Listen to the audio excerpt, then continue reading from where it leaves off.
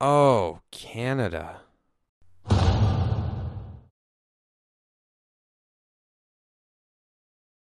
Have any of you been watching the news lately and thought to yourself, what the hell is going on? You can't change the channel without hearing about more job losses, swine flu, the recession, war in Afghanistan, and another election already? What could all of this mean? Well, let's start off with money. Where does it even come from?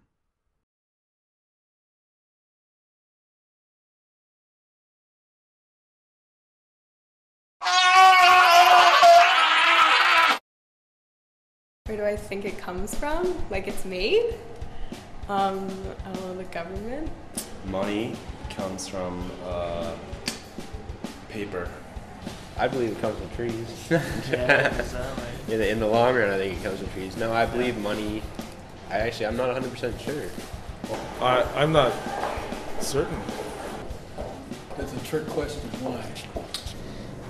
Well, that's actually an interesting question. First of all, money is prior to money. It's going to sound like a long answer, but I'm not quite sure I know the nature of your question. But let me see how I can handle it. Thank you. Prior to money, essentially, trade. It's actually simple. Over 95% of our money is created by private banks. That means there's less than 5% of government-created money. Let's look at the differences between creating the money ourselves and borrowing it from private banks.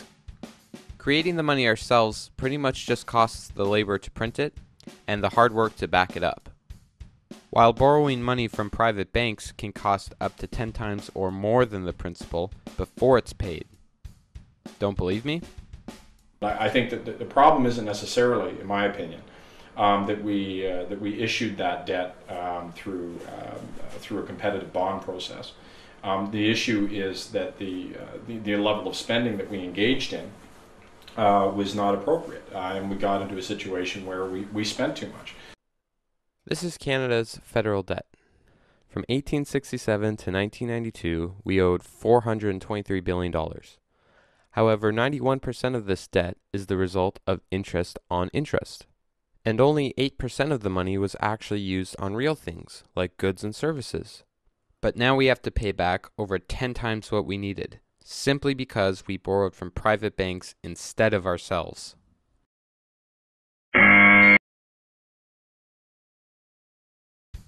So where do these private banks get their billions of dollars from that they lend out?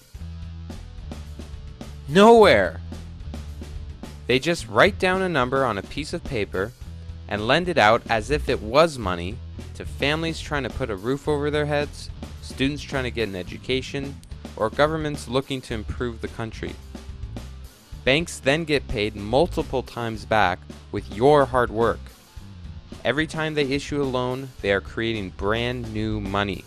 It never existed before you walked into the bank. So pretty much like you say, I go into a bank, I say, well, can I have like $10,000 to pay for my college? They say, sure, here, let me just go run this off the machine, and then you can pay us back with your hard-earned money. Right. That's exactly it. That's pretty crazy. They just get you to believe that they're lending you what's inside their vaults. But it couldn't be further from the truth. For instance, banks. Yeah, do banks have the amount of money that they have in reserve? The answer is no. There's about $50 billion of real cash in Canada. All the private banks combined only have $4 billion in their vaults, or what they call reserves. And yet they've lent out $1.5 trillion, which they then charge interest on. I think that the amount of money that's held in reserve in Canada, you're right, is pretty low. One of the reasons it's so low is because our banking system is as stable as it is. Okay. So what would happen if we simply wanted our money back? We would have a credit crisis, and the system would not be sustainable. So we'd have to reorganize and restructure, which is what happened actually in the Depression. I don't see that happening in Canada. Yeah. But theoretically, that's what would happen. Oh yeah, that sounds like a stable system. So isn't it a little bit fraudulent though if I were to walk into a bank and they give me a receipt I can redeem at any time, but it's only noticed that it would be called fraud if everyone came to the bank and requested their money? Oh, I'm going to answer your question, but then I want to go back to mine. Okay. Because it really is, this is the huge change of the last 5 years. It's not fraudulent. It's not fraudulent. Because everybody understands it, but it is. No one really understands it. Well, okay. I mean, those who know about it, knew about it, so it was not fraudulent. I've talked to the teachers and MPs, even MPPs, and they had no idea that there was only $4 billion in the vaults, but over $1 trillion is lent out. Yeah, let me go back. Well, the fact that they didn't know it, they should have. But really, no one does. Well, should that be involved a little bit more before we start using money? That we should be told where it is, where it comes from? Well, no. Okay, so it's one thing to lend out money you just don't have, but how can you charge interest on nothing, and not just any kind of interest? Compounded interest.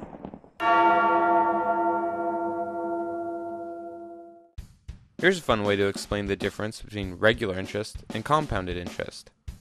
Imagine lending someone $1 at the time Christ was born, at let's say 6% interest. Ready? Go! To everything, turn, turn, turn. There is a season, turn, turn, turn. And a time to every purpose under heaven. A time to build up, a time to break down, a time to dance, a time to mourn, a time to cast. Jesus Christ is right. This is especially scary when you consider that all credit cards, loans, and mortgages are all to be paid back with compounded interest. By the way, if you translate the word mortgage to its original language, French, it literally means death pledge, because people will often work their whole lives to pay off their home by the time the banks have made all their money. Interestingly enough, the French Canadians use a different word for mortgage called hypothèque, probably because no one in their right mind would sign up for something called a death pledge. Could you imagine?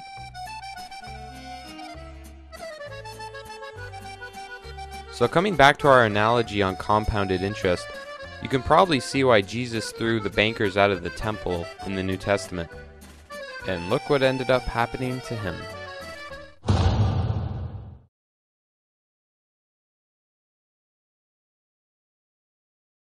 It's interesting how the operation of banks in Canada are all textbook examples of fraud, counterfeit, and theft. There was no fraud. People should have known. But there really is a problem. And that is that the people who knew didn't stop it. Now, if I did what these private banks do on a daily basis, I would end up here. Here. Or maybe here. So how come the banks can break the law, but no one else can?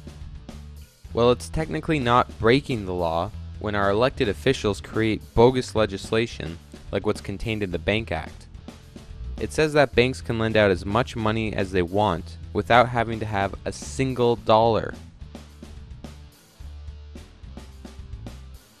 In 1991, there was legislation passed in the Bank Act that stated that reserve requirements for banks is completely nil. They don't need to have a dollar in their vaults to actually issue out money. Yeah, I don't know if I could agree with you on that. Well, maybe you'll agree with the office of Jim Flaherty when they say there is no statutory reserve for banks in Canada. And not that they don't have no reserves, because they do, but according to the bank... Can I just take this, sir? Yeah, yeah. John Gray? Yeah, go ahead.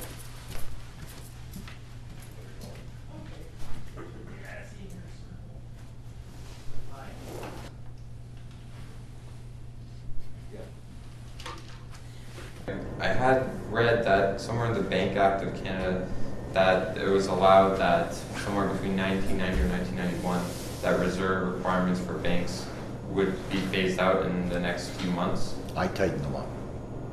So they have returned to... I tightened them up. They were eased up. Conservatives eased them up in 90 or 91. Yeah. And I tightened them up in 95. So what did you make them? What is the? You said between what they are now. What they are now. It's roughly 7 to 1. Roughly 7 to 1. But I want to go back to the main question. Maybe he means he tightened it up so much that it slipped right through his fingers back into legislation. Because although there are other complex regulations that banks still have to meet, our government has given private companies the authority to break the law, which in turn is bankrupting the people and the government itself. And then when our government decides to so-called fix the mess that they created, they simply make cuts to all the programs that we'd like to spend our tax dollars on, and instead direct it towards an inescapable debt.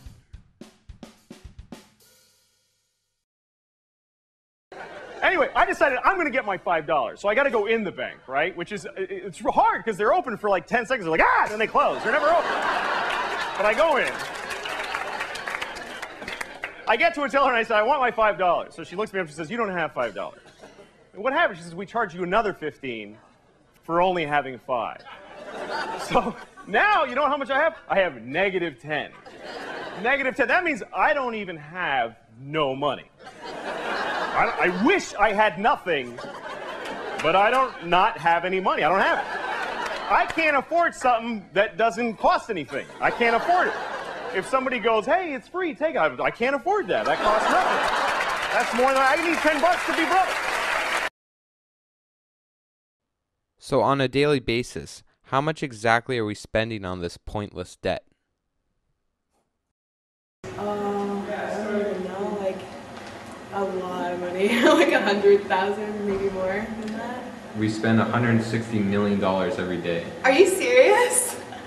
Oh my god. Yeah, that's right. According to Statistics Canada, both federal and provincial debt combined, we're paying $160 million each and every day, or $60 billion every year. Let's put all this into perspective. The largest counterfeiters in Canada produced $3.5 million and were sentenced to 5 years in prison. The largest bank robberies in Canada, committed by the Stopwatch Gang, stole about $15 million and got 16 years in prison. As a result of borrowing from private banks, $160 million goes missing every day, and no one even gets fired. So what you're saying is pretty much the banks that are in Canada that are chartered by like Parliament and all that, by Parliament, are pretty much just robbing the Canadian government and in turn the Canadian citizens because they're causing us to have a higher tax rate than required. You know, just to dig into their pockets and get themselves a little bit richer. So what could you do with $160 million every day? Oh my god. What I would do, I would pay off my school, I would pay off my parents' mortgage. Like, holy, I'd go on like 10 trips. Let's start out with $160 million for a lifetime. Never mind a day, buddy, because I'd be in a forever party. Well, I have no idea. 160 million? Like, that's so much money. I wouldn't even know what to do with it. You'd become pretty selfish, I think, right? You'd be self-centered, that's for sure, because you wouldn't have anything to care about. If you really wanted to, you could buy the Maple Leafs franchise just after a few days and still have millions left over to party with. Probably to try and forget that you bought the Leafs franchise. Or you could buy enough beer to keep the whole country wasted 24/7. I think we'd get a lot of votes for that. I got an idea. How about as an incentive to pay off the debt, we start stacking the payments with $100 bills and create a new national monument? Think about it. The CN Tower stands about a quarter-mile high. If we stacked our debt using $100 bills, we could create the first ever money tower, totaling 540 miles high. That would dwarf the CN Tower, and it may help with our space exploration. Talk about a tourist attraction. But let's not get over our heads. First things first, we have to change this picture. Because federal and provincial debt combined, we still owe about $800 billion. Plus, every time we make those $60 billion payments, a good chunk of that goes to compounded interest alone. In other words, when we make these $60 billion payments, we may only see about $50 billion taken off. And when you think about how we've already spent about $1.5 trillion over the years on a debt that we still have, any new debt our government gets us into turns into that number times much more. I know some of you may be asking, why on earth would the government keep digging themselves a hole of debt to get out of debt? Well, obviously you don't come from Canada.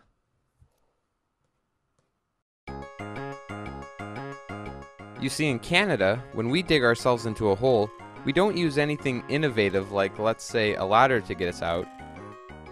No, we just keep using the same shovel that got us there in the first place.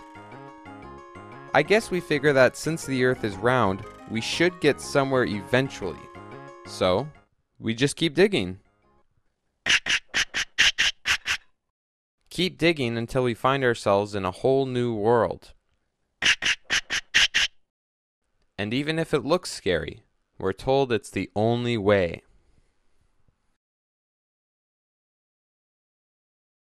Is there, would you say, a fundamental problem? Is there an underlying problem in the monetary system, or is this the way it should be?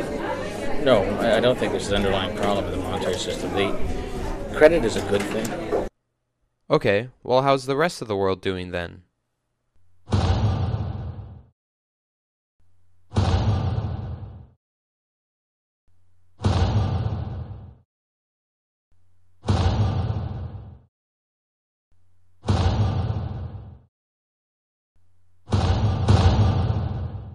What? The Earth is $52 trillion in debt? To who? Pluto? Guess again.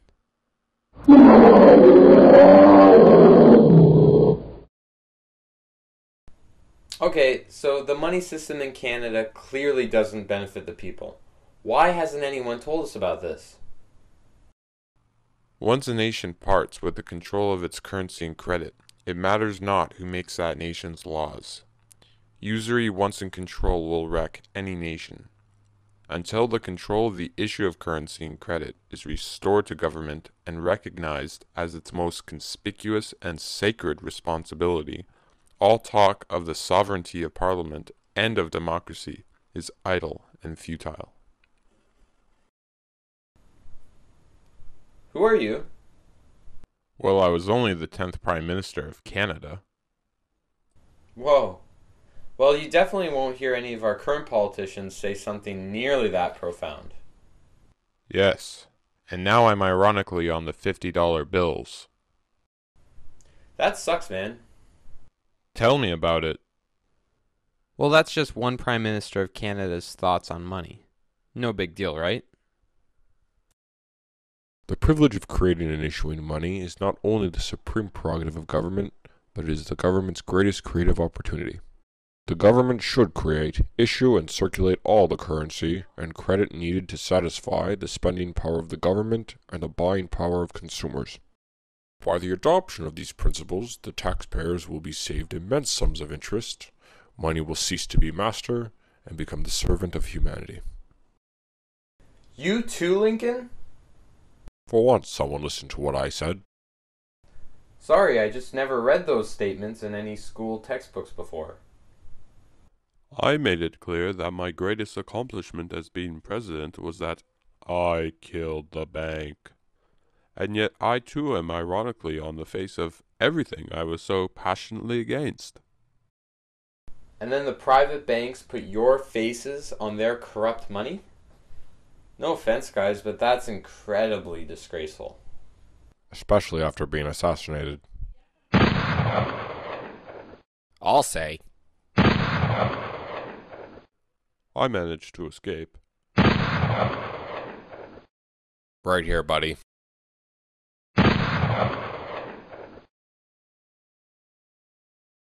Whoever controls the volume of money in our country is absolute master of all industry and commerce. When you realize that the entire system is very easily controlled one way or another by a few powerful men at the top, you will not have to be told how periods of inflation and depression originate. Hey Garfield, weren't you president for only like 4 months? Well, I was killed shortly after making that comment.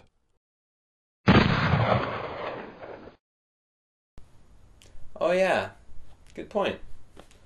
Well, anyone else?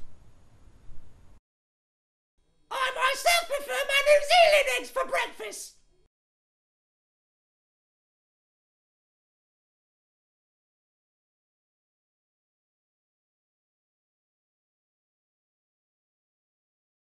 Isn't it kind of sad that we have to dig up what our dead leaders had to say about money, instead of trusting the ones that are alive and in office today? I mean, we've seen how little they know about how the system works.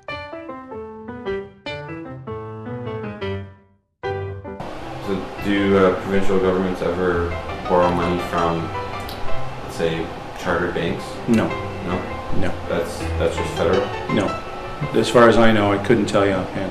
And it's just, I just don't know why the government doesn't just borrow money from the Bank of Canada, as it states like in the Constitution and in the Bank of Canada Act, that the government has the right to do such things to prevent things like debt from happening. Well, it's you may know more about it. Obviously, you've researched it a little bit more than I have. I know that they have ratings on their basis, which when they do borrow funds, they get an interest rating. And yeah, yes, they will borrow money from banks. Now, Canada is like the fly in the ass of an elephant in terms of the overall importance in the world. Well, I'm not an economist. The Prime Minister is. Let's be clear about what the situation is. We have not been following the same policies as the United States. The economic and financial mess in the United States is disastrous. The policies have been irresponsible. We've made very different choices in Canada. We have a budget that's in surplus, not a budget that's in deficit. We're paying off debt in Canada, not adding to our debt. Are your policies working? Look, I would say that overall we're being successful. We're keeping the economy on course. We're not going into a recession. We have a slowdown. But we are not in the kind of economic crisis we have in the U.S.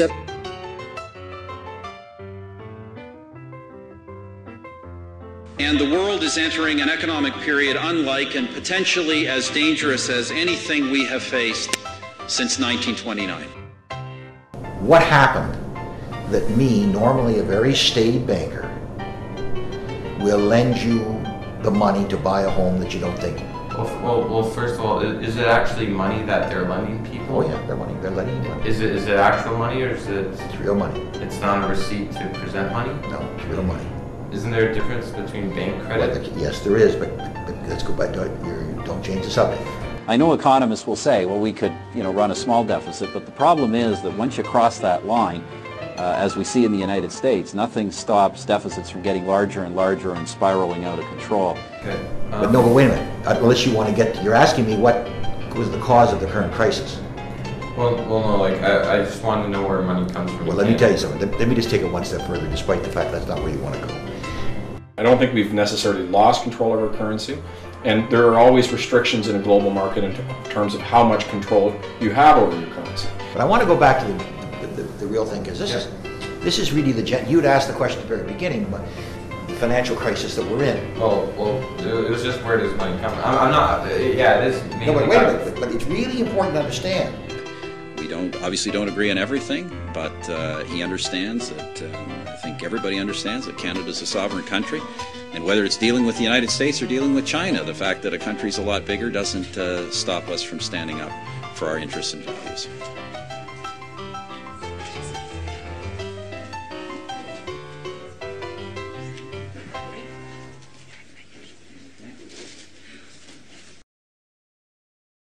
Still need convincing about how ridiculous the monetary system is?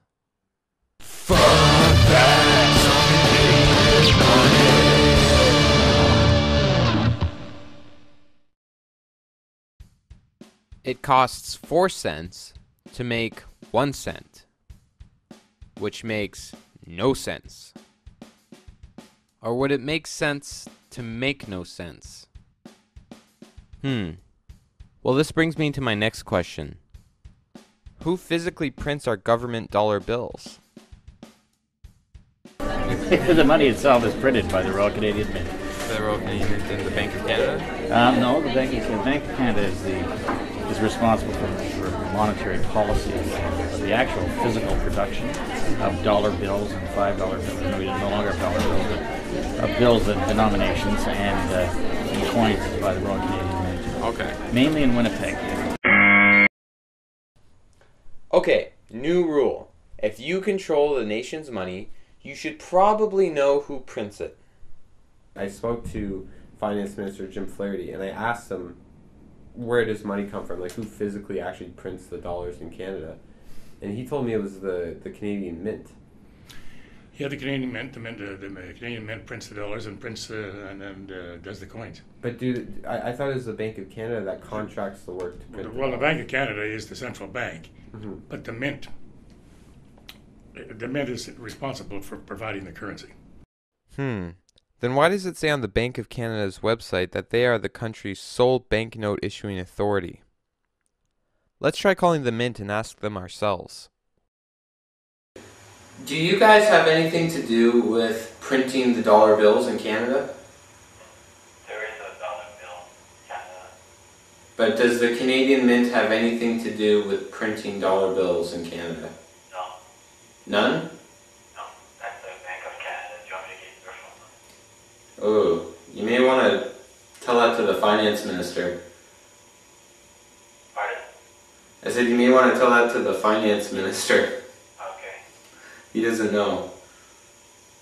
Okay, so, sorry, I didn't know about that. No, it's okay. So just maybe make a memo for him, though. So it is the Bank of Canada who's responsible for printing our dollars, but they don't do the actual printing themselves. They contract the work to 2 private companies, the Canadian Banknote Company and BA International, which as of 1999 was bought by a privately owned multi-billion-dollar German company called Geisek and Devrient. I'm not even sure if I'm pronouncing that right, which is scary considering that they're in control of printing our dollars. A few things about this German company Geisek and Devrient. They're the second largest banknote printing company in the world, and they've been involved with the printing of banknotes for 2 separate countries suffering from periods of hyperinflation. What is hyperinflation? Well, imagine going to the store to buy a loaf of bread on sale for $20 million. That's hyperinflation. So much money is printed that it completely devalues the dollar, and prices rise dramatically because of it. That's gonna be $20 million.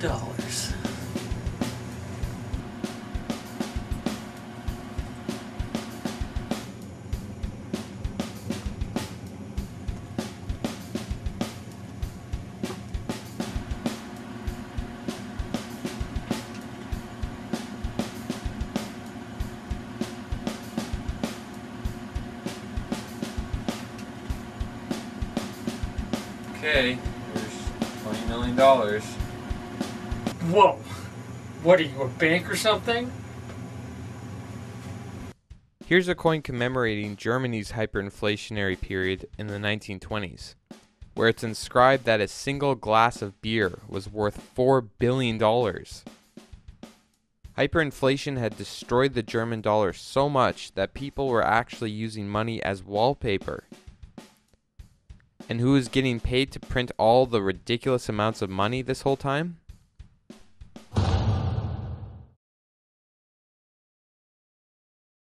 Or more recently, they were printing money for the country of Zimbabwe and their hyperinflated economy. At one point in the 1980s, the Zimbabwean dollar was actually worth more than the US dollar.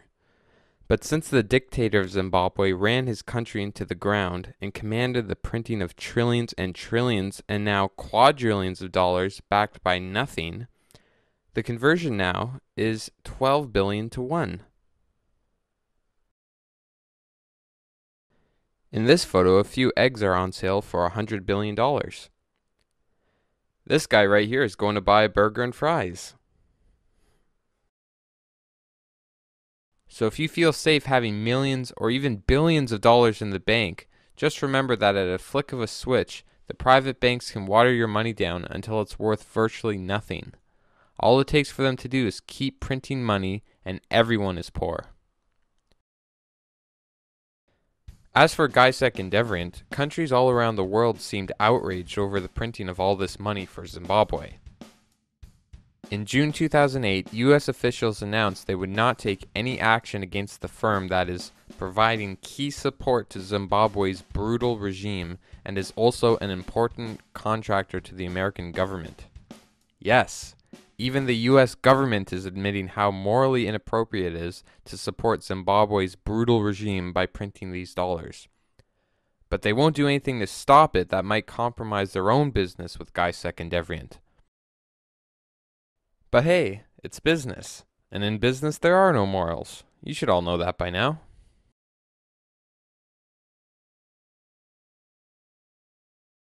But on July 1st, 2008, after only a few years since Zimbabwe's hyperinflation started to snowball, Gajsek and Devrient finally decided they would no longer print banknotes for Zimbabwe, after their own government of Germany officially told them to stop.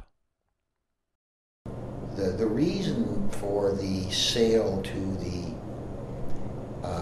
the German company arose out of the fact that the need counterfeiting, especially of higher notes, is a problem, and it was going to be very expensive for the Canadian company to, in fact, have the machinery that would produce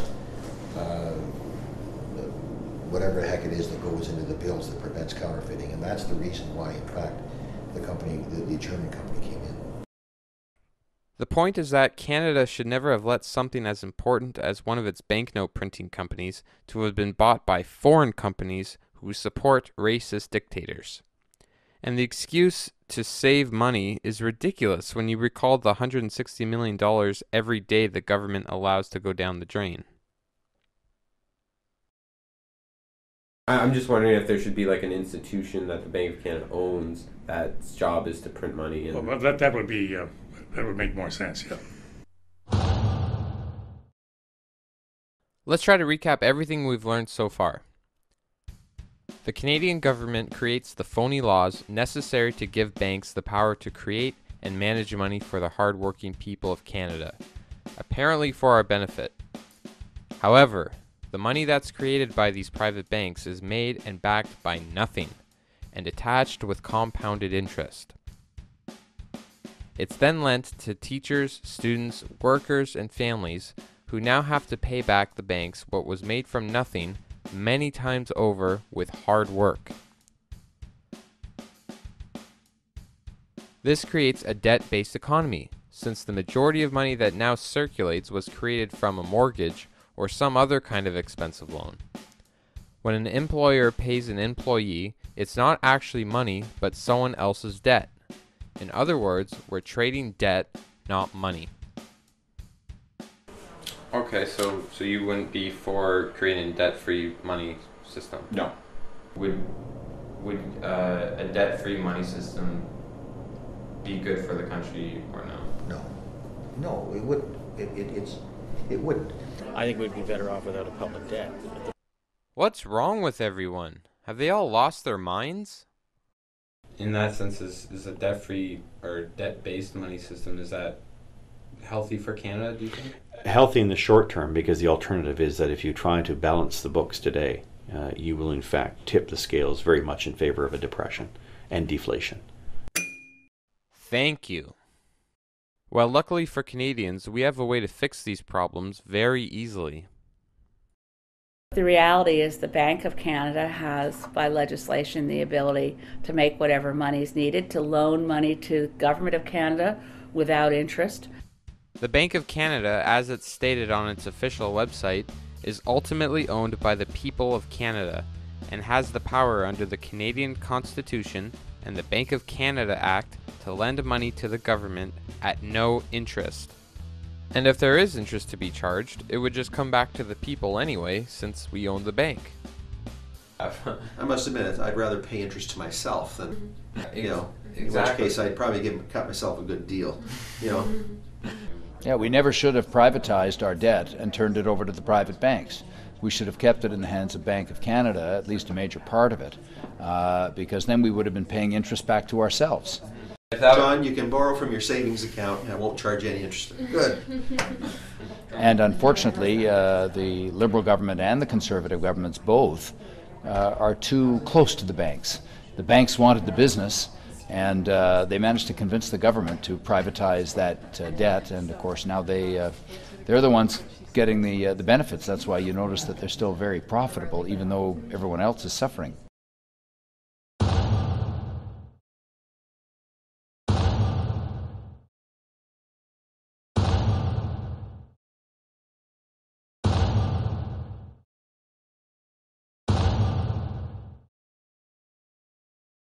Here's a rough example about how money in Canada should work.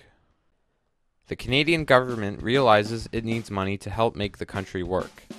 So it creates the Bank of Canada, whose sole task is to create and manage money for the people. The government then creates what's called a treasury bond, which is simply an IOU, a piece of paper promising to repay the amount of money that it borrows. This IOU is then given to the Bank of Canada, who then creates the money the same way private banks do, out of nothing. But since it's owned and operated by the people of the country, there's no reason to charge any interest. The government can now distribute the money, which creates jobs. The people can now pool some of their money together and pay off the debt owed to the Bank of Canada, the People's Bank. After the first payment or so, since the Bank of Canada will have to pay its workers and fulfill its job to regulate money, our tax dollars will inevitably circle back into the country, so no new money is required to pay off the debt. And since there is no compounding interest, the debt will never grow, and we'll be able to pay it off very quickly. And once it's paid off, we'll be able to spend our extra hard work, time, and money on other things to help better the country. I don't need to hear the lecture. I know all of this stuff. Okay, well... Sorry, don't mean to be rude, but just ask me your question. Okay, well... And I'm not that knowledgeable on monetary policy, and the Green Party policies have not yet adopted the monetary policy that some of our members would like, which is one which would say we should get rid of the loans that we owe commercial banks and transfer that to the Bank of Canada and pay it off with a Bank of Canada loan and then cancel the debt. Well, they both seem to know a lot about the monetary system to me. And yet last October in 2008, when the central topic in the federal election was about the economy, we made a decision to give priority to an issue dominating the news and people's concerns these days, the economy. So there will be an expanded debate on that. Not one single mention was made from any one of the parties about the monetary system, even from the ones who clearly knew about it. But if we go back to the 2006 federal debate, no one would shut up about the $100 million missing from the sponsorship scandal Paul Martin was involved with. But when $160 million goes missing every day, it's no big deal. Look, this is a mutual problem that every party should agree on fixing, and yet in the most important broadcasted debates prior to our elections, it's not even mentioned once. So coming back to the Bank of Canada, is there really any logical reason why we don't use it? What would make the government want to borrow money from private banks instead of the Bank of Canada? It should deal with the Bank of Canada, period. That's coming from a former finance minister and later prime minister. Let's compare that to Paul Martin, who shares the exact same titles. Does the prime minister or president of either Canada or America have the ability to create debt-free money? Absolutely. Absolutely. Okay. Because I was reading a quote by. You gotta ask the question: why don't they? Why don't they? Right. Why don't they? Because it's inflationary. Because it'll drive inflation through the roof. How's that? Well, here are my glasses. It's the only pair of glasses in the world. Okay, and I'm going to sell them for $1, right? And you have $1, and you don't have any money at all, or no, you have $10 and you don't have any money at all. These glasses are on sale for $1. Okay, so you both come to see me and you want to buy the glasses. I say, okay, fine. How much will you pay me? And you say, I can't pay any. I haven't got any money. So I turn to you and you say, well, fine. I'm the only buyer. I'll pay you $1. Right? Yeah. Okay. Let's say the glasses are on sale for $1 today, and you both have $10. Right? So you come to me and you say, and you both desperately want my glasses. So you say to me, I'll give you $1. And I say, well, okay, they were for sale for $1, but what will you give me? What are you going to say to me? You're going to say $2. $2. Sure. Okay. All of a sudden, these glasses, which were worth $1, are now worth $2. That's inflation. And that's inflation. The more money there is in supply, the danger there's going to be inflation. That's why everybody says what's happening now as a result of what's going on in the United States is that 5 years from now, we're going to have massive inflation. So it is the amount of money in circulation that causes inflation, not who distributes the money, right? It's largely the amount of money in circulation. Yeah, there are a lot of reasons, but that drives up the price. That drives up prices because more people can afford to buy something. Okay, I'm going to replay the last few seconds of that. Remember, he began saying that it was borrowing money from the Bank of Canada that would cause inflation. The more money there is in supply, the danger there's going to be inflation.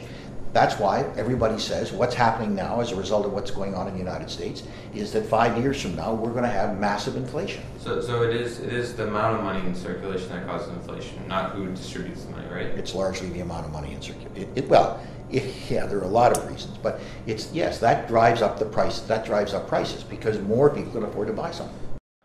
I think what he's trying to say is now that he's allowed the private banks to make up this magical money that keeps growing in their favor, the government shouldn't borrow money from the Bank of Canada since they would have to create new numbers that don't already exist. But if the Bank of Canada had just been doing its job from the start, it wouldn't make a difference anyway. Do you see how absurd it is to say that the Bank of Canada causes inflation? Besides, since 95% of money is created by private banks, they're the cause of 95% of inflation.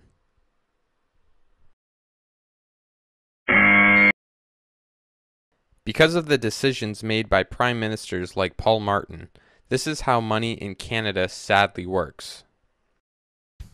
When the Bank of Canada receives the Treasury Bond, or IOU, from the government, they forfeit their duties to create and manage money themselves and instead hand it over to the private banks. The private banks can now lend their debt-based checkbook money to the government. Compounded interest inevitably takes its toll. And this leads to unfair taxes on the people of the country who have done nothing wrong. And when we need real physical cash to trade smaller amounts of money, the Bank of Canada contracts the work to foreign companies who also print money for dictators. And Canadian Tire. And people wonder why we're in a major economic crisis. Look at the system. Saddlebags on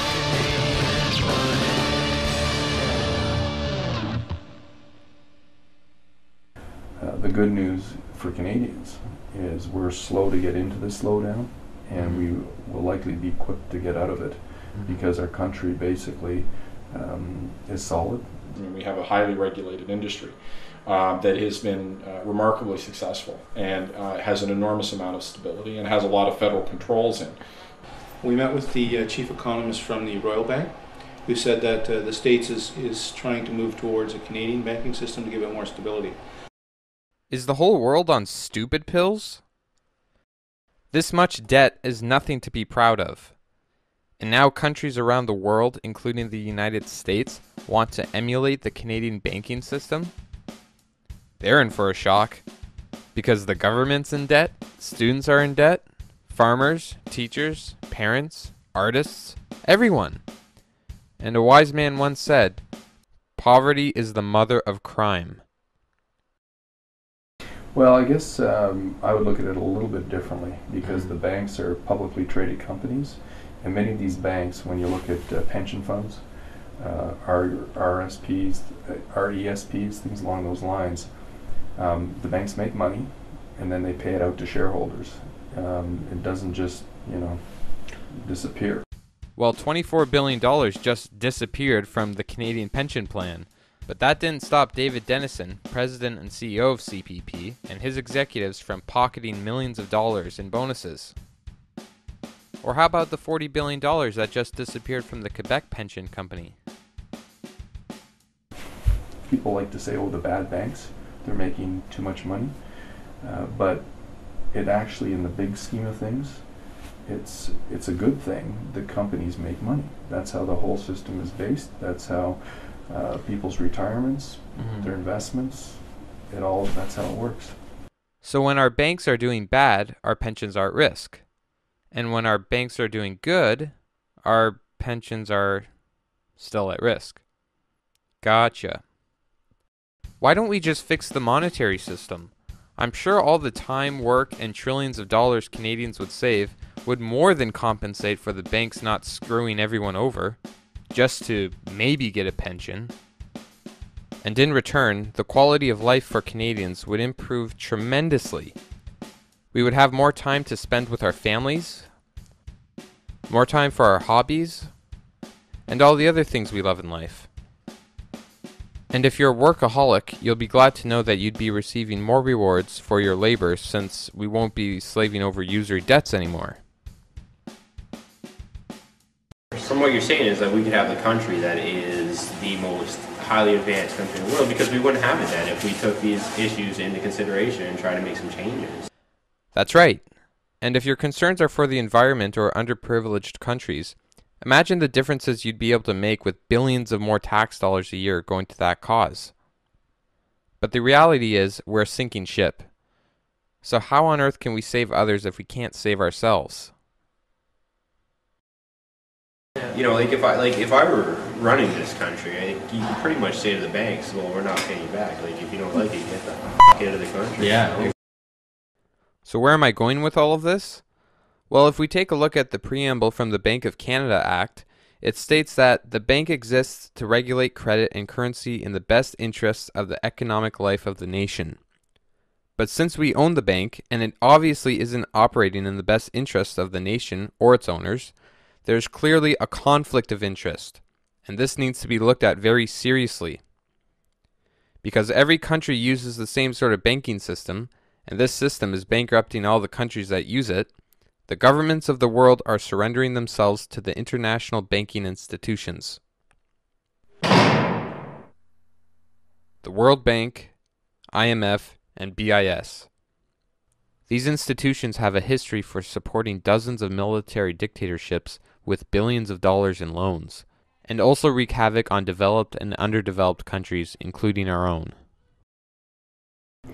So, for instance, why do we have a healthcare crisis now? We have a healthcare crisis in 2009 because in 1994, the International Monetary Fund wrote a report to the Government of Canada that said, and at that point we were in debt. Remember, this was right before Paul Martin's slaying of the deficit. So yeah, it would have been like 600, 500 billion. It was, and the IMF's report was, okay, Canada's not, we're not saying you're a basket case, but our view of your financial viability, and that of course translates into how the bond raters in New York take our financial viability.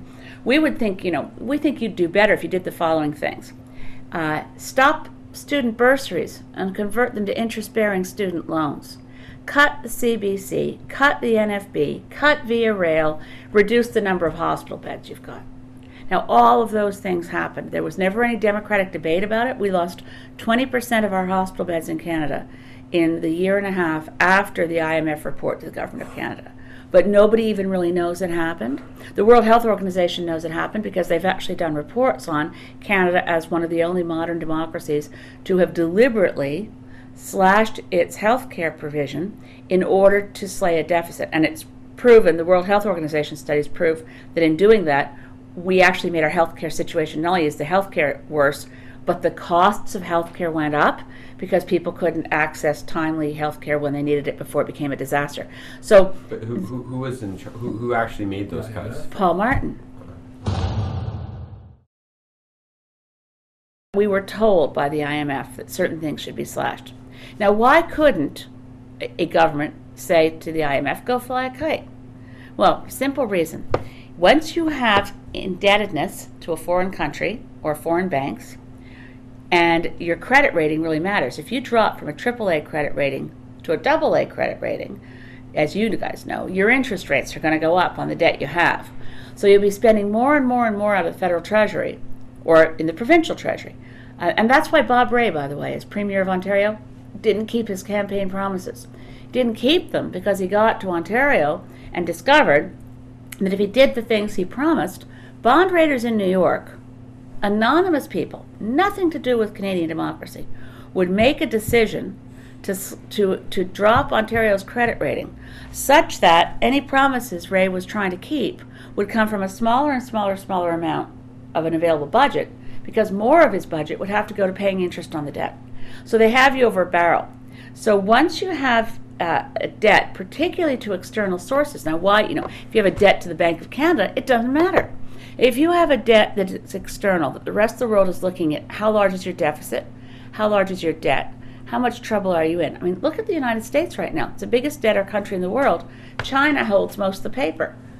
Despite of all of this, Jim Flaherty, like his predecessors, is bowing down to the World Bank institutions, which will continue to surrender our currency to international bankers, people who none of us have ever voted for. And as we've learned from our own Prime Minister Mackenzie King, once a nation parts with the control of its currency and credit, it matters not who makes that nation's laws. Pope Benedict XVI is calling for a new world financial order. In the third encyclical of his pontificate, Benedict denounced the profit-at-all-cost mentality of the globalized economy, and he lamented that greed brought about the worst economic downturn since the Great Depression. The document, entitled Charity and Truth, was released just hours before the G8 summit gets underway in Italy. And at the G8 summit, the president of Russia presented what he called a united future world currency. He told reporters, "Here it is, you can see it, you can touch it." The Pontiff stressed that he is not opposed to a globalized economy, saying that if done correctly, it has unprecedented potential to redistribute wealth around the world. I don't know how many economics classes the Pope has attended, but I can assure you, these are the kinds of crucial steps necessary to establish a one-world government, which last time I checked conflicts with Canada being an independent sovereign country. In closing, we must regain control of our country's currency from the private banks, both domestic and international. If our governments can make the laws that give away our currency, then they can make the laws that take it back. And while we're at it, maybe the Bank of Canada's logo should finally be changed to a Canadian maple leaf. After all, a good mother knows when to let her child leave the nest. Sorry, Britain. And if we truly love our country and our children, we'll do something now to save them from a life of debt slavery. I mean, you wouldn't want to borrow money from the mafia and leave the debt to your kids to deal with.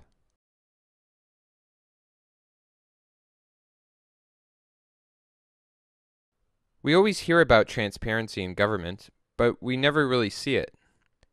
And if we did, It would probably scare the living hell out of us.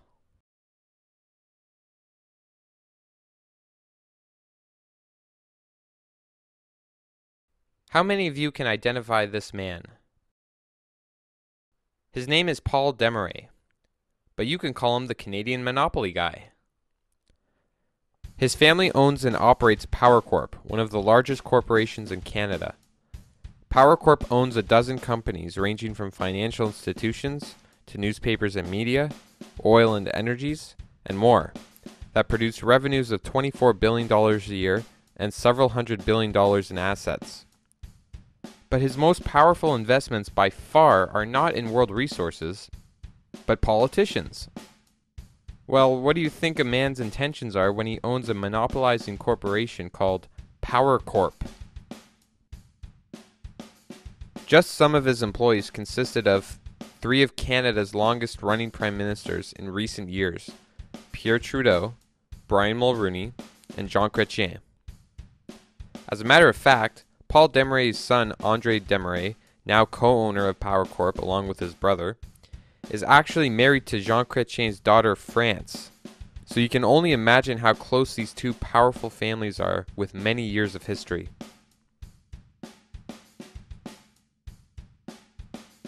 Other employees for Paul Desmarais are former premiers of Ontario and Quebec: William Davis, John Roberts, and Daniel Johnson. Or how about John Ray, brother of Liberal NDP Bob Ray? John is currently Executive Vice President for Power Corp and was longtime advisor to Jean Chrétien, as well as his campaign chairman. There's also former President of Power Corp, Maurice Strong. After becoming a successful businessman with Power Corp and Paul Desmarais, he was able to bridge himself from business to politics with his new circle of friends. He became first Executive Director of the UN Environment Program and President of the World Federation of UN Associations. Remember, this is a businessman. Some of Maurice's friends include the likes of the World Bank President, James Wolfensohn, former Vice President of the US, Al Gore, and former Swedish Prime Minister and member of the Global Governance Institution, Ingvar Carlsson. And last, but certainly not least, Paul Martin. Paul became president and CEO of one of Power Corp's subsidiary companies, the Canadian Steamship Line, which was eventually sold to him in the 1980s. During his ownership of the Canadian Steamship Line, Martin changed the flags on the ships in order to operate shell companies in overseas countries like Singapore and the Bahamas, where he could exploit the laws to profit from cheap labor, lower environmental standards, and paying virtually no income tax on revenues of several hundred millions of dollars. After giving his steamship company to his kids, in 2003 he was fit to become Prime Minister of Canada and tell everyone else to pay income tax. And in January 2004, the Canadian federal government revealed that Martin's Steamship Line Company had received over $100 million in federal government contracts, grants, and loans since Martin became finance minister in 1993. This was the same time he was cutting taxpayers' dollars to our schools and hospitals in order to slave the inescapable debt. You can bet with gifts like these, Martin would have to remain pretty loyal to the man who established his family fortune and political success, Mr. Monopoly Man. I mean, Paul Desmarais. And how many of you even knew his name? Some of Paul Desmarais' other friends include the Bush family, the Clinton family, and the President of France, Nicolas Sarkozy. When you consider the circle of friends surrounding Paul Desmarais, it's not hard to imagine how government corruption can set in. But it's our government officials who should never be this infatuated with making money and powerful corporate allies. And yet, sadly, we see exactly that. And this is just the tip of the iceberg when you consider these next things. Bilderbergers. Not Build-A-Burger, but members of the Bilderberg Group. The Bilderberg Groups consist of some of the largest visible corporate, political, and royalty members of the world. They hold their meetings annually, usually in remote places where there's no media allowed, at least to broadcast what goes on, because there's plenty of members of the media attending the meetings, such as Chairman of the Board of the Washington Post, major media outlet owner Rupert Murdoch, and news anchor Peter Jennings. Some of the other members include Presidents of the United States, such as Bill Clinton and Gerald Ford. Bankers attend, of course, World Bank President Wolfensohn, Alan Greenspan, Chairman of the Federal Reserve, and Timothy Geithner, President of the Federal Reserve, and somehow became U.S. Secretary of Treasury. He looks confused about it too. That would be like the president of RBC becoming our finance minister. It just reeks of corruption. Dozens of corporate giants sit in as well, such as the CEO and chairman of Google, the CEO of IBM, and the chairman of Nokia and Shell. And who could forget the hard-working royal families? Prince Charles of England and Queen Sophie of Spain both go to Bilderberg. And wouldn't you know it, Pierre Trudeau, Jean Chrétien, Paul Martin, and Stephen Harper have also all attended. What is your opinion on these secretive meetings that I hear about of the Bilderberg group that comes time to time in Canada, and they get together I think once a year, random places kind of in the world? Well, I don't like that, and I don't like the Canadian Conference of Canadian Executives, Tom DeQuino being part of it. I mean, they meet in Banff and behind closed doors to sell out Canadian sovereignty by saying, Canadian business is for sale. I don't know why they're meeting in the first place. You can't tell me, they can't. Nobody can tell us why. Maybe they're talking about wallpapering the walls. Who knows, right? Well, they're so secret that I don't like to say in general, I don't think any good comes of meetings that are secret. Democracy really thrives in sunshine, and things that are anti-democratic do best under rocks, right? So if you keep things out of the public eye and they're not accountable, that's concerning. Obviously, if you're negotiating a peace agreement, the doors are shut till you come out. I mean, that's a good thing. But generally, people know what's going on. These meetings are so secretive that nobody knows what's going on. And similarly, the Security and Prosperity Partnership meetings, where the only people allowed in the room are governments and business leaders. That's anti-democratic. I don't like things that are anti-democratic. Bilderberg meetings, have you heard of this? I've heard about them. I don't know what that is. I mean, I've secret society type meetings, and they discuss. I recall one being at a place where I went with a friend in Ottawa. I'm trying to think of the place. That was a hotel outside of Ottawa in Canada. Was that just 2 years ago? Yeah, it was actually. I was up there because one of my good friends was getting married. We went to a Neil Young concert that night, and the next day it was all these people were moving in, security and everything. So it's the Bilderberg conference. So again, like our previous prime minister, or current prime ministers that attended these meetings don't really talk about it. Do you think there would be something to be worried about, though? No, not necessarily. I mean, if to put the scenario forward that you're talking about, if the 100 top people in the world invited me to a meeting, do you think I'd turn it down? Probably not. I've never been invited, so naturally I'm suspicious. It's an interesting group, but I can't firmly say that I don't know that I know nothing about it. I mean, I've heard what it could mean. I listen to Richard Serrett from time to time on CFRB at give me a time, 10 o'clock at night. I don't know, but I'd certainly like to learn more about it. But it is apparently behind closed doors. I'm suspicious of those meetings. Were you ever invited or? No, they know my views about it. In 1996, Paul Martin and Jean Chrétien, among other Canadians, attended the Bilderberg meeting held in Toronto, King City. The building picked was naturally a $66 million resort, which was then owned by CIBC Bank. Some of the other members that attended that year were Ted Rogers, Chairman, President, and CEO of Bell Canada, Chairman of Ford Motor Company, everyone's favorite Conservative Premier of Ontario, Mike Harris, Conrad Black, owner of many newspapers, and just recently sentenced to 78 months in a U.S. federal prison for wire fraud and obstruction of justice.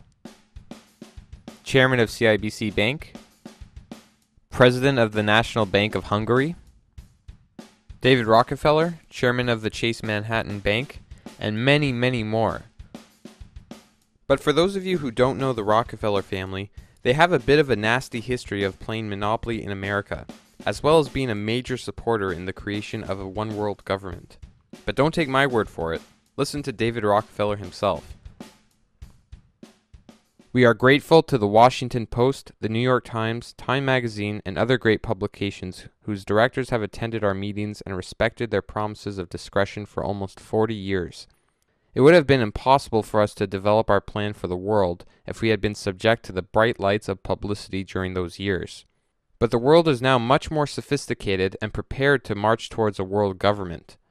The supranational sovereignty of an intellectual elite and world bankers is surely preferable to the national autodetermination practiced in past centuries. I wish I was making this stuff up, but if you open up page 405 in Rockefeller's own autobiography, he states that, "For more than a century, ideological extremists at either end of the political spectrum has seized upon well-publicized incidents such as my encounter with Castro to attack the Rockefeller family for the inordinate influence they claim we wield over American political and economic institutions. Some even believe we are part of a secret cabal working against the best interests of the United States, characterizing my family and me as internationalists, and of conspiring with others around the world to build a more integrated global political and economic structure. One world, if you will. If that's the charge, I stand guilty, and I am proud of it." I bring this up because this man attends the same secret meetings all of our leading government officials do. Now, those are the three issues that I'm working on. You may have others. Let's hear from them. You may not agree with me. Let's hear that. That's a lot more fun. And let's just talk about where we're going. Thank you very, very much.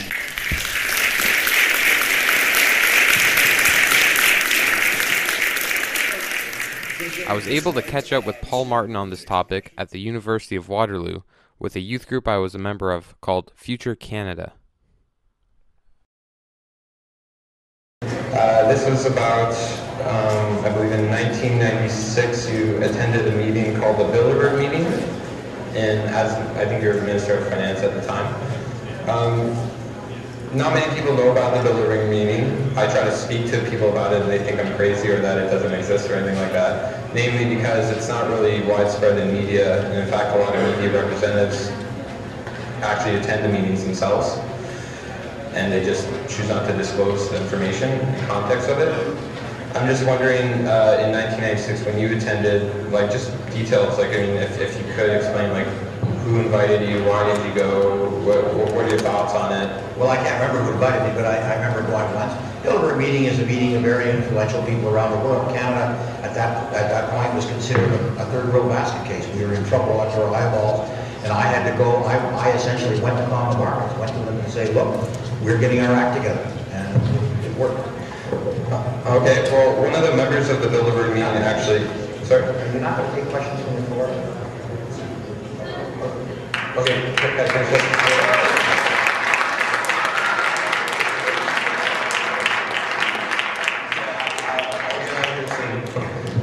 but just one thing about that Bilderberg meeting is that one of the attendees named David Rockefeller, and when I heard you talking earlier about this global financial crisis that everyone's involved in, and just like Stephen Harper said, that possibly this is going to be as bad or worse than the Great Depression in 1929, and not many of us have actually lived in those times, so we don't know what we're actually facing, but it could be pretty bad. And one of the members of the Bilderberg meeting stated in the Bilderberg meeting that we are on the verge of a global transformation. All we need is the right major crisis, and the nations will accept the New World Order. And this is someone who attended the same meetings as you, and no one really knows about it. In fact, actually, most of the last 4 or 5 prime ministers we've had have attended these meetings too. Stephen Harper, John Critchin, and so on and so on. And I spoke to John Turner, a former prime minister as well, who didn't attend, and I asked him what he thought of it, and he said very specifically that is basically a group of businessmen who get together behind closed doors and sell out Canadian sovereignty. He said he didn't like them at all, and he was very skeptic. Well, it may well be at the meeting that I went to. I can't remember if David Rockefeller was there. There was no question of Canadian sovereignty. But what there was a group of people. This was the year that the Wall Street Journal called Canada essentially a banana republic. Said that we were a third world country and we were going down. And I've got to tell you that my first couple of years as finance minister, I did nothing but go around the world basically saying that Canada was going to turn it around. We did. We did it. Within 4 years, we had the best balance sheet of any country in the world. So what is your opinion about it?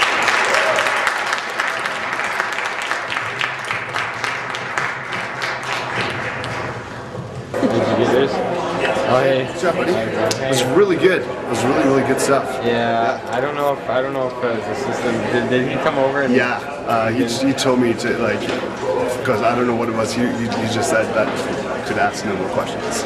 Yeah. Again, that's what his chief of staff told me. Yeah, that's what I thought. Yeah, I think it was felt there was a little bit of an attack on him, to be honest. Yeah. And so he said, if he's going to ask him more questions, that he would just have Mr. Martin leave. Okay, if you're an RCMP officer, could you care to explain why Canadian tax dollars are going to protect this guy instead of putting him behind bars? He's conspiring with international bankers in secret who openly talk about world domination via major world crises, on top of participating in the largest theft ever committed in our country's history. And when confronted about all of this, he acts like a child and has his chief of staff remove my microphone. Is this any way for a Prime Minister of Canada to act? Surely this is newsworthy. Good thing CTV was there to catch the footage. University of Waterloo, an unusual send-off. While most students kick off Reading Week with a party, a large crowd gathered to get a chance to talk with former Prime Minister Paul Martin. CTV's Nicole Lampa is here with this story. Nicole, what did they discuss? Kyle, given that Martin was a former finance minister, the economy was the key discussion. Every country is focusing on what can they do in order to stimulate their national economies. A worldwide problem is being felt by these students. What can we as the West? Matthew Castle asks a former prime minister and finance minister how to survive the economic downturn, not just as a student, but also as a future leader. As a young person, I'm going to be inheriting this economy. I'm going to be inheriting the budget deficit that Stephen Harper's now racking up.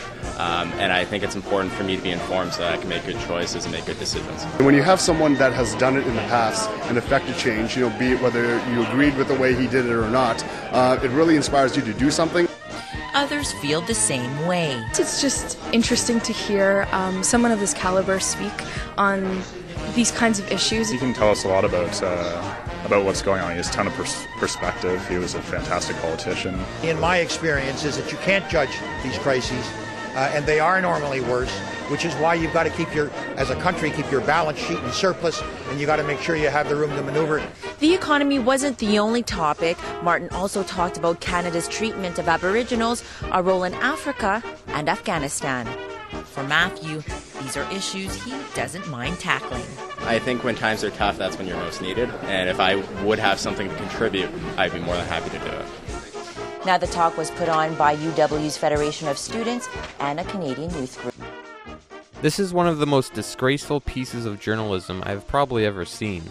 Nicole Lampa refused to talk to me on camera, and later after watching the program she put together, I asked her why she didn't at least give the name of my youth group who arranged the whole event in the first place. She told me she was under the impression that my youth group's name was A Canadian Youth Group, and then quickly hung up the phone. In fact, the most coverage that my cause had received from the whole event was published in the local Waterloo paper called The Record, where it was written that, and of course there was that one passionately idealistic student who grilled Martin relentlessly until the microphone practically had to be wrestled from his hands. By the way, I'm not a student at the University of Waterloo. I can't afford it. But again, poor journalism. So here we have the guy who writes the laws, and one of the guys who abuses the laws, which is bankrupting the entire country. getting together in his $66 million private resort, in secret, along with other bankers who admit major crises are used to form a one-world government, ruled by bankers and elitists. You see, Paul Martin doesn't care if he helps bankrupt the people of Canada, because he's already made his millions from the guy who practically made him Prime Minister. But instead of exposing this, these two news agencies did the opposite and made Paul Martin look more like a saint. This is the opposite of information. Misinformation. So now do you see why the owners of the media attend these secret meetings as well? They don't want to expose the truth, because if they did, they would expose themselves. Take this copy of Reader's Digest, The Canadians You Trust. Let's check out who made the list. Stephen Harper, number 8. Michael J. Fox is number 5. Wayne Gretzky, number 12. Queen of England is number 2. She's not even Canadian. But I guess simple facts don't matter when you're a major publishing company. Number 1 was David Suzuki, Mr. If you can't beat Walmart, join them. Bob Ray is number 29. Shania Twain, 30. Don Cherry is number 14. What's going on here? How was this list even put together?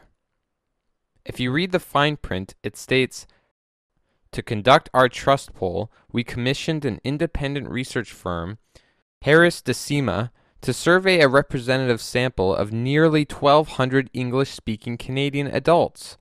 Respondents were presented with a list containing the names and photographs of 100 prominent Canadians and asked to rate each according to trustworthiness. They were then asked to select which personality they trusted the most, giving us our list of the 50 most trusted Canadians. Wow! What an informative study. That's just a loophole to get away with publishing a magazine titled The Canadians You Trust, and then putting Stephen Harper and other corrupt politicians on the list. Because what they should have called the magazine was Canadians Nearly 1,200 People Trust, from a pre-selected media-biased list of figures used only to spread propaganda. I mean, who has the power to tell you who to trust, other than yourself? Well, apparently Reader's Digest.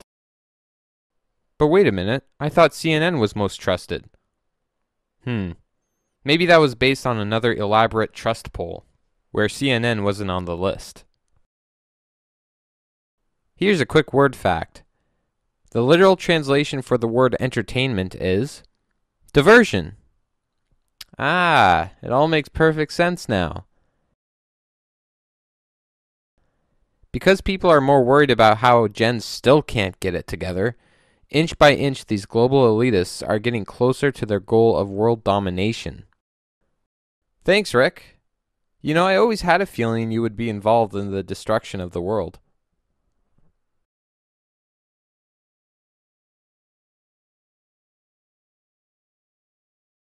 The media is doing such a great job at convincing everyone that politics in Canada is as simple as red versus blue. When in reality, as we've seen behind closed doors, they all belong to the same clubs, all serving the same corporate masters. Consider politicians like a box of Smarties. All different colors on the outside, but on the inside, they're all full of the same crap. When people get sick of red, blue steps in to give the illusion of democracy. This game goes back and forth for years and years and years. Sometimes we get a little bit of hope from orange or green, but because they don't have the powerful corporate backing behind them like blue and red, they'll never get into power unless they sell their souls as well.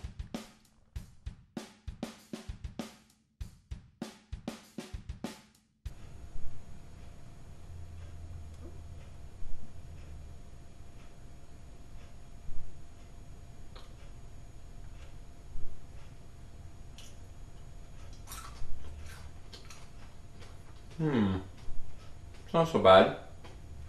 It's a little bit sour, but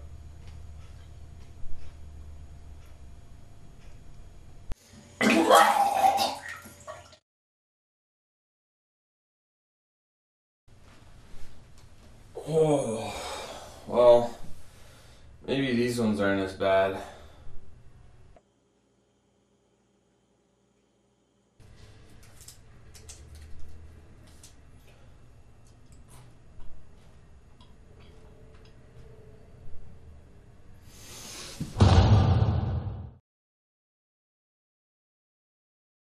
But democracy isn't only a joke in Canada. Let's hear a good knee slapper from Al Gore, former vice president of the superpower of the world, the United States. I am Al Gore. I used to be the next president of the United States of America. I don't find that particularly funny. Pretty good material, eh? He just cracked a joke about the widely known fact that George Bush Jr. had rigged the 2000 U.S. election. That's a former vice president of the United States joking about democracy not working. And one has to seriously wonder, why didn't Al Gore make a movie about the U.S. election being rigged by the biggest laughingstock president the world has ever seen? I mean, to me, democracy being a joke is much scarier than climate change, especially since that he would have had much more power to fix things as president than just some guy with a slideshow. But it didn't really bother Al Gore since he's in the club as well. So it isn't his position to actually do what's right, but rather to do what he's told. Which is why the joke is funny. The real sad thing, though, is the audience thinks they're laughing with him. This is the reason why pro-voting ads are sponsored by the government and are practically shoved down our throats. They want us to play into the game that gives them the power to control us. Look, if voting really made a difference, our monetary system would have been fixed by now. So without further ado, let us introduce the new Smarty of Canada,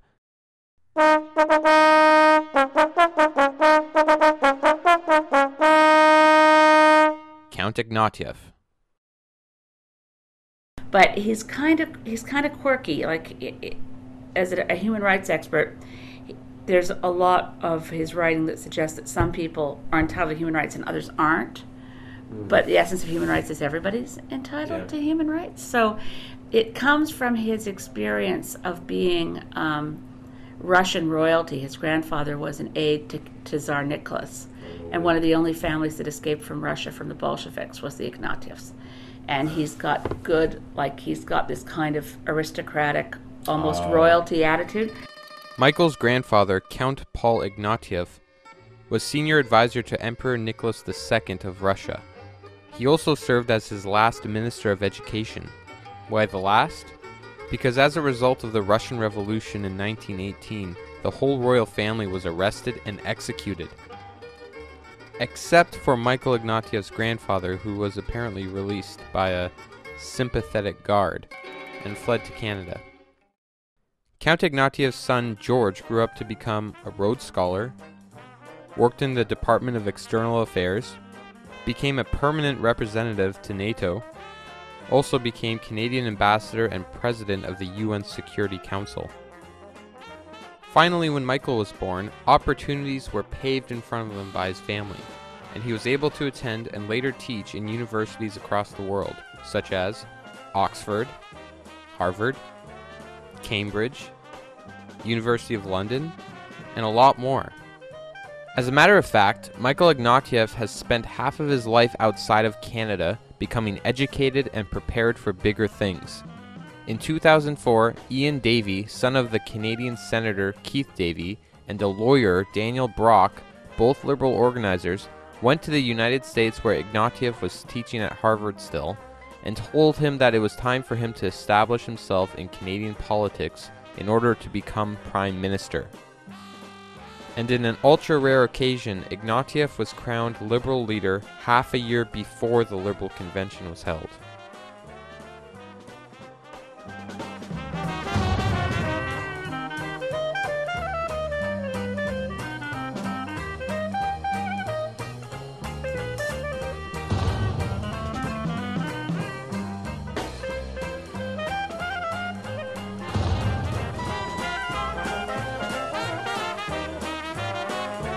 But again, this shouldn't be a surprise to any of you by now, since we know they're all buddies behind the scenes. Ignatieff released a book this year in April called True Patriot Love, in a sad attempt to look like a Canadian patriot. But just writing a book and declaring something doesn't make it true. You can't judge a book by its cover. But it does conveniently add to the deception.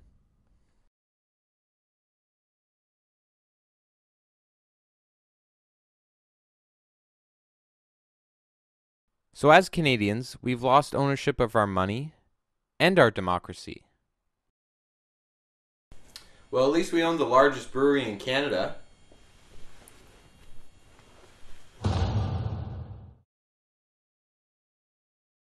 Well, second largest brewery.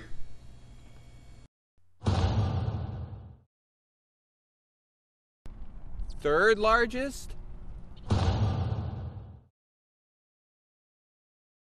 Well, who needs beer when I got my Tim's anyway?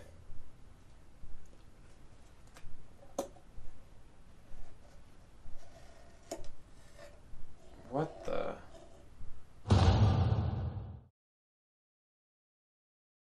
How about our railroads?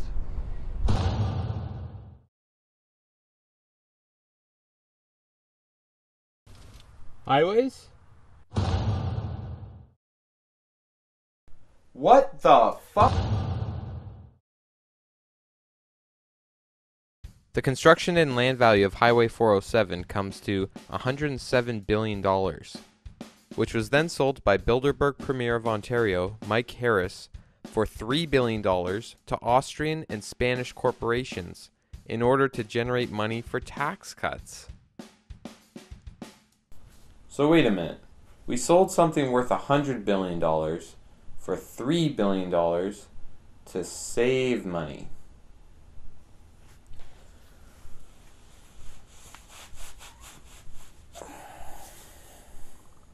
Well, that just makes perfect sense. Because all that $3.5 billion did, it just bought down a deficit number. Yeah. 1 year. I mean, it was one year where you get the spike and you get the benefit, and that's it. I mean, talk about short-term thinking. The 99-year lease contract allows these foreign corporations to charge us whatever they want to drive on our own highways. The government is not allowed to build a competing highway as well. Well, there's got to be some things that we still own.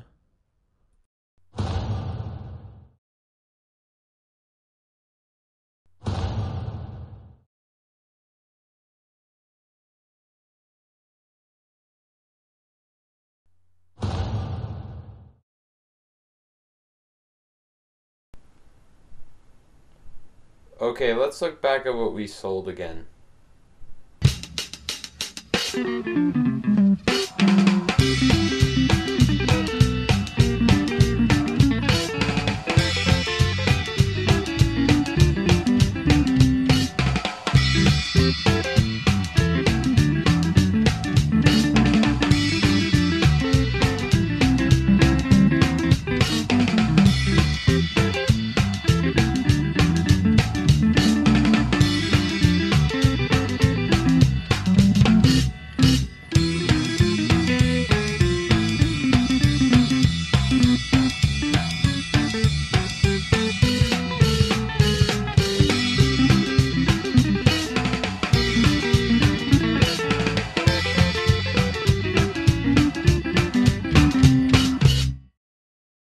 But not only are Canadian companies disappearing at alarming rates, the Canadian jobs are as well.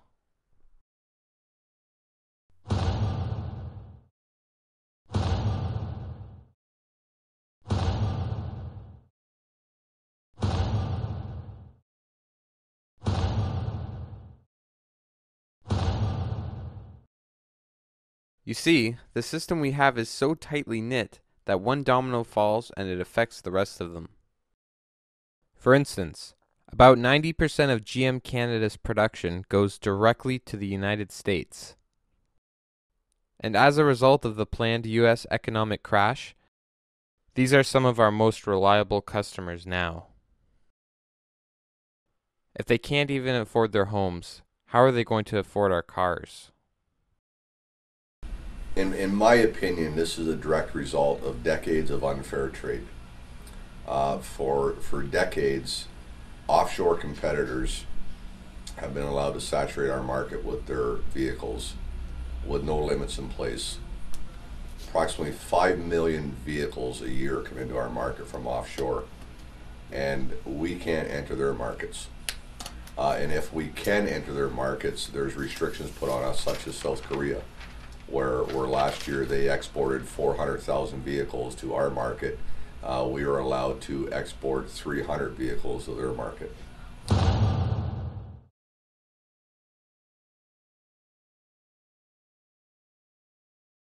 I just left a workplace yesterday morning that's been in Oshawa since 1937, PPG Glass, where 160 people were told yesterday they don't have a job in March of 2009. A direct result of our conservative government doing nothing in regards to unfair trade, because most of the glass coming into our country now for vehicles is produced in China. And we can't compete with Chinese labor, Chinese wages. We can't compete. Colin Carey, this is his city, this is Oshawa. 11,000 good paying jobs have left the Oshawa area in the last 2 years, while Colin Carey has been our voice in Ottawa. Jim Flaherty should be ashamed of himself. He comes from Oshawa Whitby. He represents this sector. So do you think all these jobs that are being lost, are they gone for good? They're gone for good. They're gone forever. It's a lot like collective bargaining. Once you give something up, or once you lose something, you're not getting it back. We lose these jobs, they're not coming back. And once again, we see the domino effect come into play. For every one assembly line job in General Motors up the street, it creates 7.5 in spin-off employment. So you've heard that they're going to close our truck plant next May now instead of July. 2,600 jobs are going to evaporate out of that facility. But then if you look at the spin-off employment, it's more around 14,000 jobs are going to be gone throughout this region as a result of that plant closing. The auto industry in Canada employs 440,000 people. Between auto assembly, auto parts, that's a lot of good paying Canadian jobs at a time where we've lost well over 400,000 jobs in the last 4.5 years because of the manufacturing crisis. So if you put all your eggs in one basket, this is a crisis. It's unprecedented. It's the worst time in our history, and that's why I'm offended that our government continues to turn their backs on this crisis. So what are the main reasons for the auto industry crisis? Once again, we come back to the monetary system and our government leaders selling Canadians out. It's troubling, and I get frustrated because none of this has to happen. None of this has to happen. You know, it's a cycle where the industry has its ups and downs. We've all seen it, any of us that have worked in the industry for a number of years. But never have we seen this much uncertainty. Never.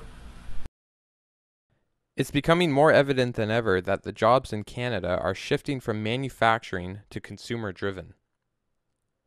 This means bad times for working people and good times for corporate monsters like Walmart, who make profits from violating human rights. So how is Walmart violating human rights? Just listen to the workers themselves. We really work day and night in order to get the wage of less than $3 a day. I would respectfully like to ask the boss of Walmart to give the Chinese workers some consideration and a chance for a little time off. Customers of Walmart, when you wear expensive clothes, when your children play with high-quality toys, think about China and the Far East. Those profits you made and the wonderful life you have are the sweat and tears and overtime working of Chinese people. If one day I encounter a lady who just bought a toy from Walmart, I'll say, "Respectable customer, respectable Walmart customer, do you know why you can buy such a cheap toy from Walmart? That's because we workers work all day, every day and night."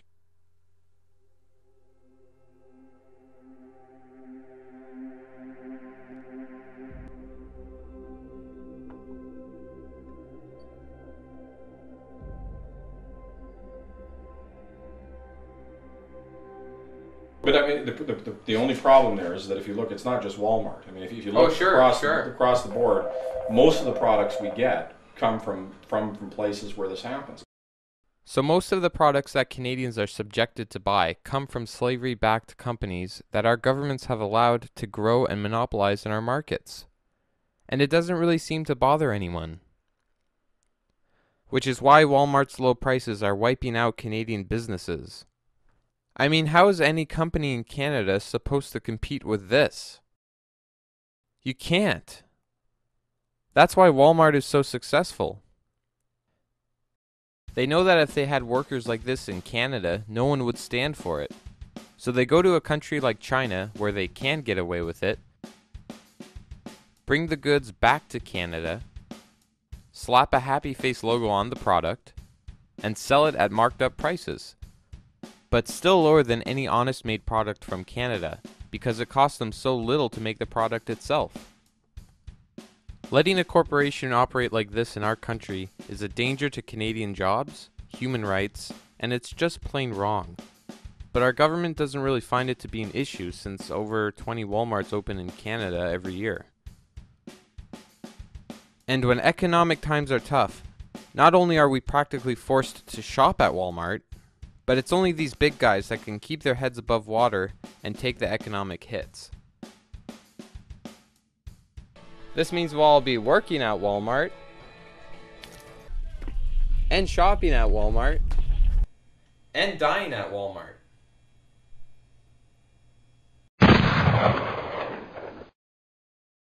But what is the most powerful business of all? You see, as horrible as the bankers and corporate elitists may be, they're nothing without the law giving them their powers. This is why our money is technically legal tender. It's the law's money. The law then creates laws that imperfect man will inevitably break. I called up my municipality and asked them why was it illegal to park between 3 and 5 a.m. on a residential road. They said it was because of snowplows and that they usually come between those hours.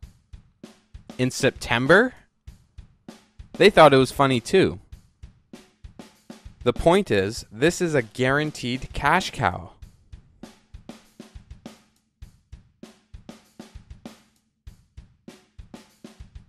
Here's another quick word fact. The word bench literally translates to bank. So when you hear that the judge sits on the bench, he actually sits on the bank. Interesting. Because the law gives the banks their power, and the way banks operate creates poverty, and since poverty is the mother of crime, the law makes a killing off of poverty-stricken people and ridiculous fines and court fees, which all have to be paid back with their money. Quite the business scheme, I must say. But I'm not saying that all laws are bad. I'm just saying that if there's one thing the law has taught us, it's that if you have money, the law is on your side. Because everything is about money. Think about all the rich people who get off the hook simply because of their wealth.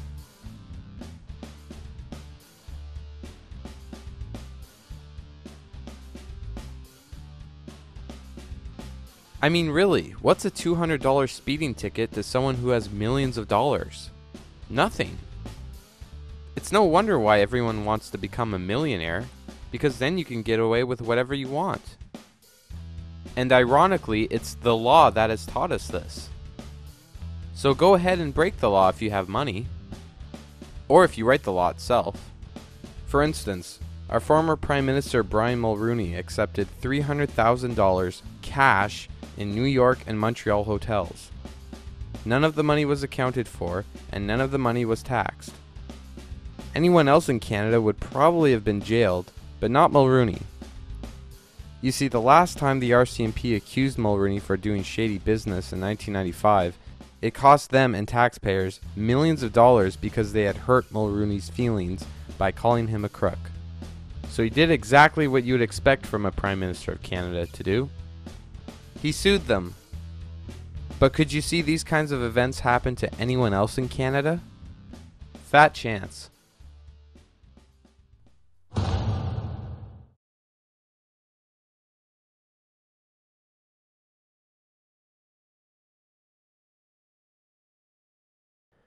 As a matter of fact, the Montreal Police Brotherhood said officers were recently told by their superiors to increase the amount of tickets issued from 18 to 28 tickets a day.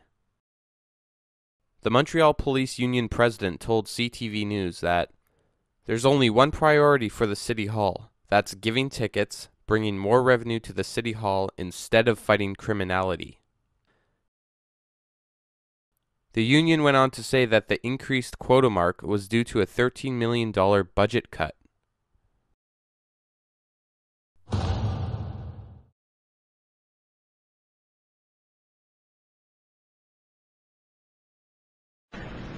The Honourable Stephen Joseph Harper.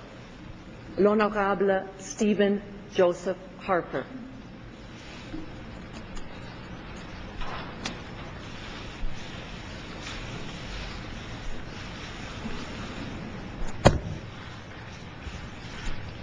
Moi, Stephen Joseph Harper, je promets et jure solennellement et sincèrement qu'au mieux de ma compétence et de ma connaissance, j'exécuterai loyalement et fidèlement les pouvoirs et je m'acquitterai des responsabilités qui m'ont été confiées en qualité de Premier ministre, ainsi Dieu me soit en aide. I, Stephen Joseph Harper, do solemnly and sincerely promise and swear that I will truly and faithfully, to the best of my skill and knowledge, execute the powers and trusts reposed in me as Prime Minister, so help me God.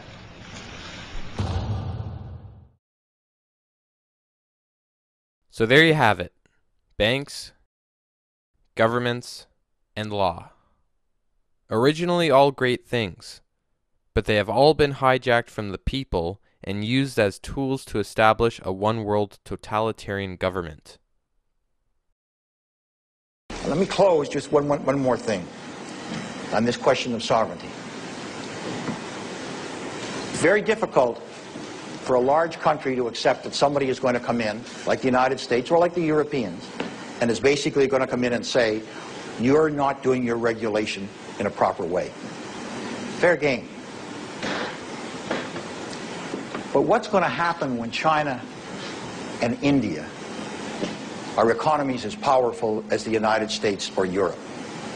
And what's going to happen when there's a mortgage meltdown in India? What's going to happen when a Chinese hedge fund goes under? And that the results of that tsunami don't stop at the Chinese or the Indian border, but that in fact you find them in Idaho and Iowa and California.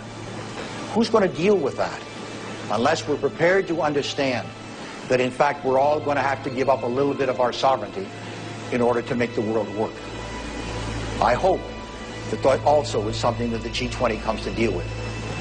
So those are the issues that I've got to deal with. I think that we are really at the beginning of a very different era. 1944, the great minds of the world, Dexter White, John Maynard Keynes, and a bunch, essentially laid the foundations for the Bretton Woods institutions and the United Nations. And they built a system which functioned for over 50 to 60 years. I think that it's time to renew that vision.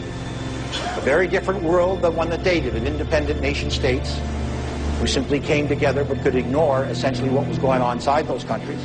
That day is over, thanks to Alan Locke. I think we've got to take it one step further. And we've got to say that, in fact, countries have responsibilities to their neighbors. And their neighbors are in every nook and cranny of the world. And I believe that that is going to become the debate of our generation.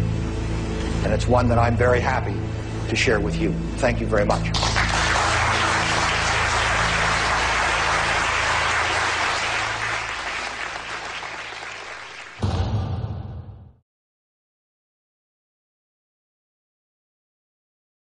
If there's one thing we've learned from history, it's that no one can resist the pursuit to conquer the world. And as we know, history repeats itself. So how unrealistic is it to think that nothing has changed in the last few decades? And isn't it funny how all of these rulers were able to convince their people that they were the good guys? What's the most effective way of establishing a one-world government? Order out of chaos. Create a crisis, and then the solution that favors you. Take our deliberate economic crash, for instance. It's the worst in our world's history, but when you see how the monetary system really works, it's clear as day why the world banks just happen to be the ones to pick up the pieces. They're people we never voted for, but do attend secret meetings with our world leaders, bankers, media members, and corporate billionaires.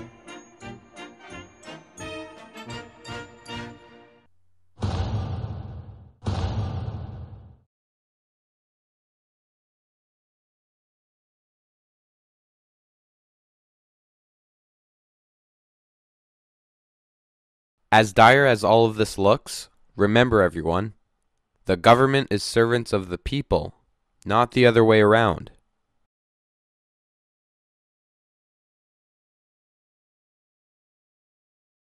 They work for us. So do the patriotic thing and don't vote this coming election. As we've seen, it doesn't matter which way you go. Strategic voting or lesser of two evils, read the same thing on the ballot. Don't do it. So what do we do instead? Just pick up the phone. Imagine every day the government receiving phone calls and emails from the same number of people who voted last election, but this time demanding changes to be done concerning the topics of this film. The government staff would be overloaded and will be forced to deal with the real issues.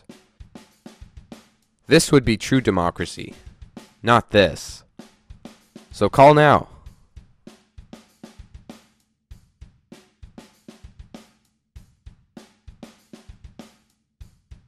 This is the most effective approach I see, because protests are basically just a group of people who don't know what to do. And all it takes is for one idiot to turn violent, and before you know it, things get out of control, people get hurt, and nothing gets done. So don't do it. If we can peacefully fix these issues from the comfort of our own homes, why not? And if you're the leader of another political party, quit waiting to be elected and join the real solution. You should know by now that the first step in becoming Prime Minister is make friends with Paul Desmarais. Here's yet another quick word fact. The word parliament, when broken up into its two French words, literally means speak and lie. Well, of course. So please, if you're watching this, get up and do something.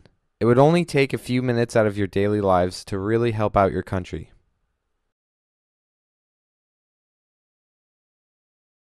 If you would like to support the people who brought you this film, there are numbers of ways to do so. Raise awareness. Spread this movie around.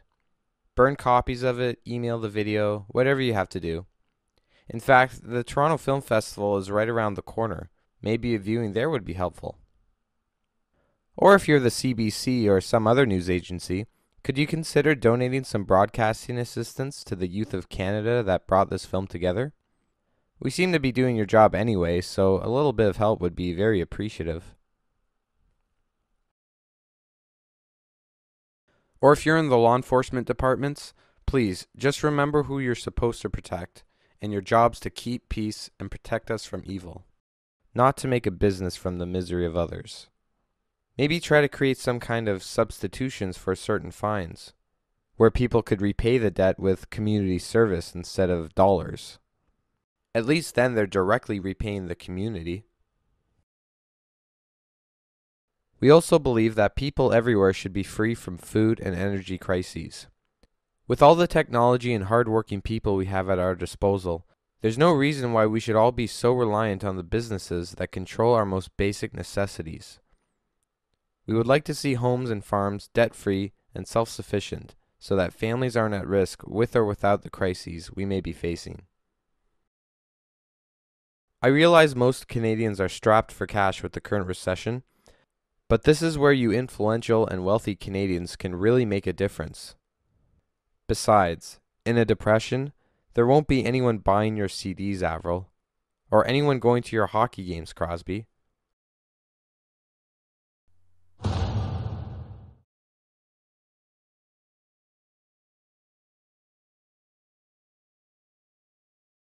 Well, Jim, if you don't want to help your own fans and country, have fun when hyperinflation hits and your piles of money that you love so much turn into piles of toilet paper.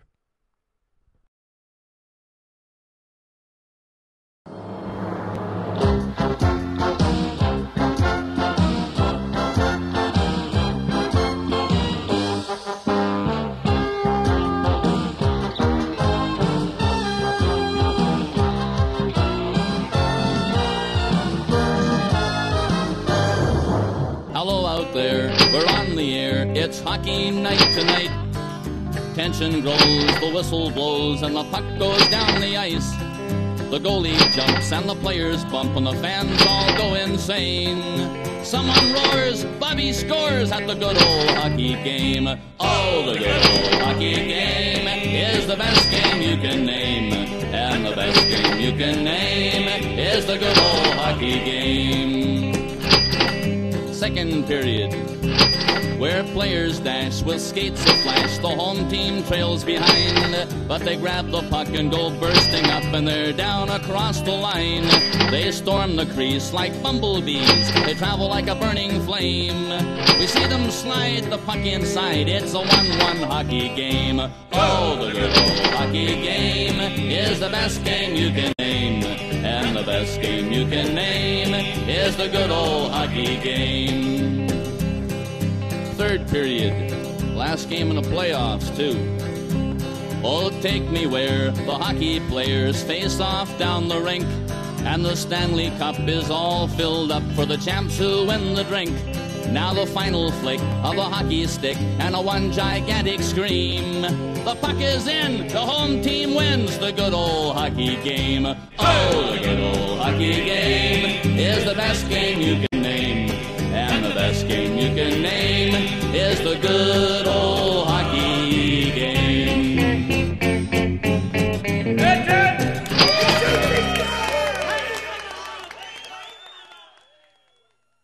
Don't tell me Canadians can't help each other out. If you would like to support our causes, here's the contact information to help out with donations or any other kind of assistance.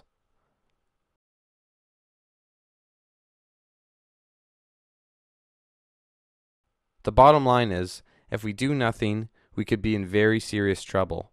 So just make a phone call or lend a hand, because the future of our country depends on it.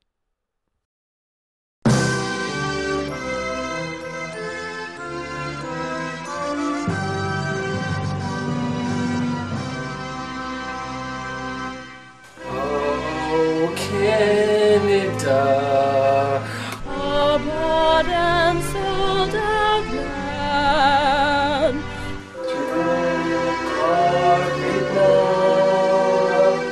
And all our banks command. With a glowing heart, we see thee fall from true morality.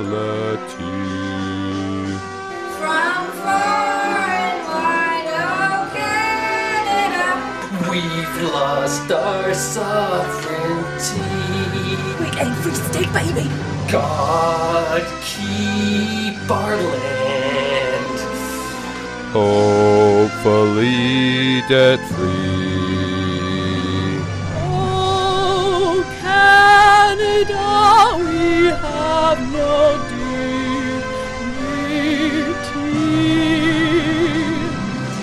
Oh, Canada, what's left to stand?